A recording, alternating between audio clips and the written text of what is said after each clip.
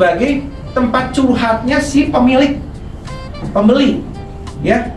Kalau misalnya pemilik bisa curhat sama kita, istilahnya bisa cerita semua kesulitan dia, itu enak banget.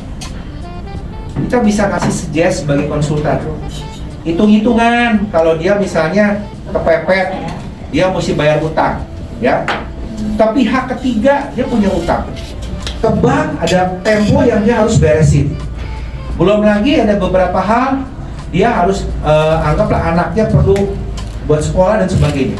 Nah, kalau ada negosiasi, kita lebih gampang untuk ngasih masukan, Pak. Sok beda selisih sekian 500 juta. Bapak mau tahan sampai kapan? Coba saya keluar hitung-hitungan. Kena bunga seberapa, Bapak utang ke pihak tiga seberapa, resikonya kalau misalnya sampai ini nggak dibayar gimana, Bapak juga anak ini gimana. Nah, itu kan kadang-kadang orang kalau lagi ada masalah, pikirannya suka cupet. Butuh kita sebagai orang yang butuh solving problem. Jangan gara-gara selisih segitu dia nggak mau keluarin harganya, ditolak, neangan pembeli deh sampai kasih tahun nggak dapat. Sering begitu kan? Akhirnya ujungnya di 10M ada yang nawar 9M atau 8,5. Ternyata dia keke nggak mau, pengen 9M. Cari pembeli baru lagi nggak ketemu. Tahun hari dijualnya dengan 7,5M. Banyak kan, mending namun sama kita dijual ya Pak, dijual sama orang lain. Itu kan kejadian sering begitu kan. Bapak kemarin 8,5M tadi dijual pun naon. Iya, akhirnya kita kepepet sih kemarin. Udahlah, karena saya juga udah give up, ya udahlah jual rugi ya. Ya udah. Tapi kan kenapa kita nggak bisa kasih suggest gitu loh?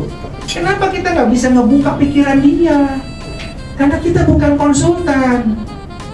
Kita cuma sekedar ngelisting, udah aja ngambil video, foto, selesai. Ya kan? Kan nggak bisa gitu kalau di secondary. Apalagi main barang gede.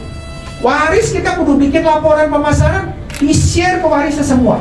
Kalau perlu kita bikin Zoom meeting dengan ahli waris untuk menjelaskan bahwa properti ini harganya begini.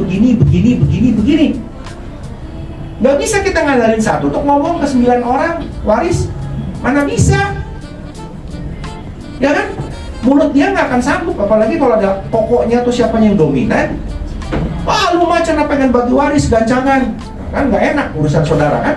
Perlu pihak orang lain yang ngomong ya, menceritakan, membuka pikiran gitu loh. Ya, nah, jadi kita harus memahami semuanya ini, ya.